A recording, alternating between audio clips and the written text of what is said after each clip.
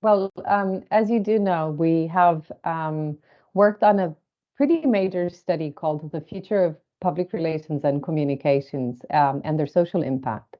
And it's been a pretty long study in the sense that it took about 6 months to complete. And it was a Delphi method study. That meant that we have asked participants from 23 countries initially, 21 completed, in 4 different rounds. What do they think about their current practice, but also what would they like to see when it comes to the future of public relations? And as you've said, Lithuania was part of the study. Two of wonderful colleagues of yours have been making it possible. So there's Lina and Renata. And what's really interesting, I mean, the study is major. There are multiple things, but two things struck me. While we have spoken about social impact and what that means for people, Lithuania there is in agreement with our English sample in the sense of defining social impact as actions and interventions that are taken to change the status quo, which is about above, basically, real and meaningful progress, right? So when we talk about social impact, it's changing things. We don't know exactly how, whether it's we assume for the better, but it's meaningful progress. And in this sense, Lithuania is in agreement with all our colleagues. What I found very interesting is that though when we talked about social value, the colleagues in Lithuania had agreed on 2 definitions for social value, although we have seen a preference in the English sample. So overall, for one definition, and that was actions and interventions to change the status quo in a lasting way. I'm sorry, I'm reading the wrong bit. Social value it's about, let's go back. It's about what society considers, perceives, and attributes as valuable from the actions of an organization or profession, right? So in a sense, impact is what do we do to change things. Value is what do other people make of that change, what it means to them, right? And so in the English sample, you see that we talk about what does that mean for other people. What's really interesting in the Lithuanian sample is that social value, there's an additional definition that came out, which is about shared community morals and ethics and programs that we all might think that they are intrinsically worthy. And it's incredible because this didn't quite make sense to me until I came to Vilnius. And you know that I've been in Vilnius last week, and I had an hour, really an hour. So I went to the portal of the Grand Duke Palace of Lithuania, and I saw this plakat explaining of how Lithuania came about, and this idea of how what Lithuania committed basically as a group of people in becoming a country, and this idea of common shared values is what was written there. And so you see, research sometimes, particularly when it's international, and it has a collaborative aspect like ours, really needs demystifying, really needs putting into context. Maybe for Lina and Renata, this made absolute sense, when they looked at the data. To me, it needed, a deeper a deeper acculturation, so a deeper immersion into Vilnius and its history, in order to understand that that is something intrinsically Lithuanian. This idea of seeking what is common and working towards maintaining it.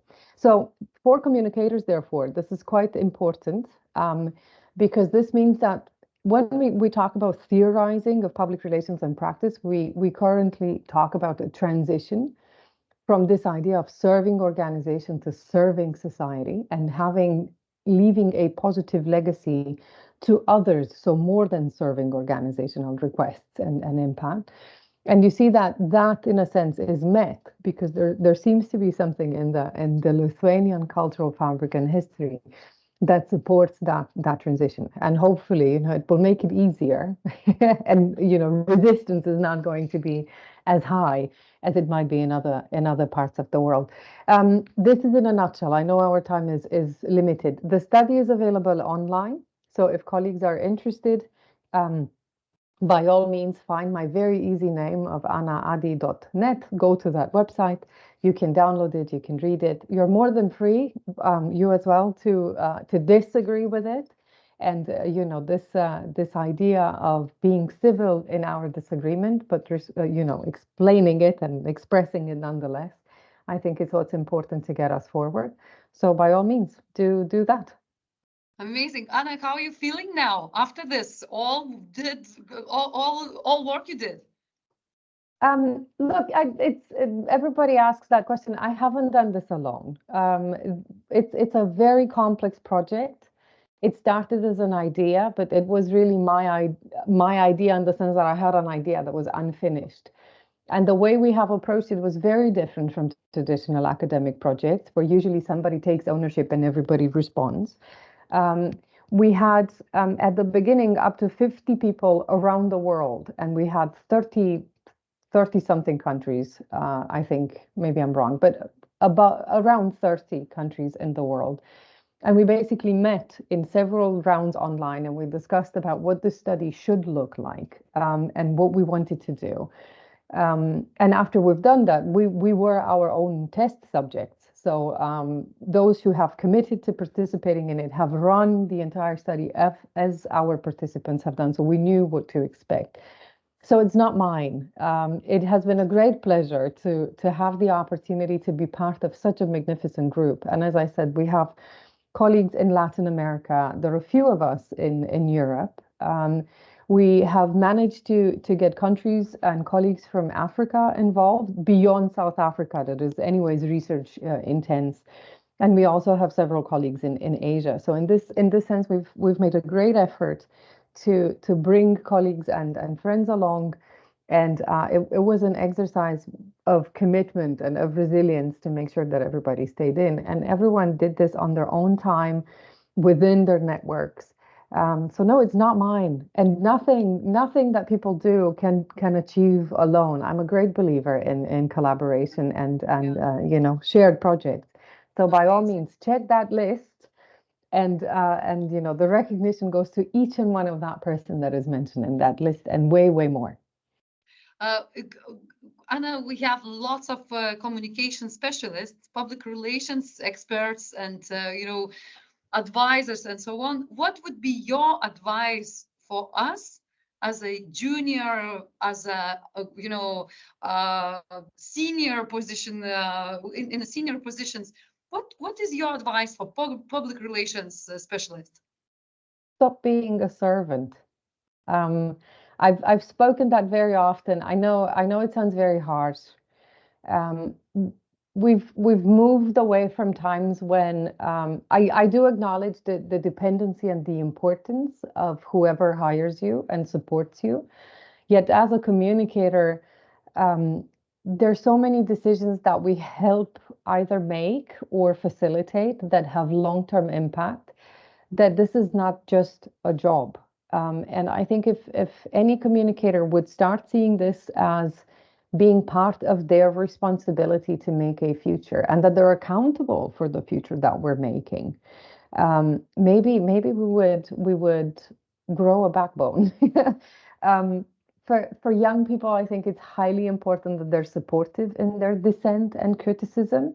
And for whoever is in a management position, I think finding ways for civil disagreement, for ways in which we can differ and express that difference, is highly important. And I think far too long we were told as communicators that consensus and agreement is what we need, forgetting that there are multiple conflicts, as in, disagreement. We're not aligned. We don't see things the same way.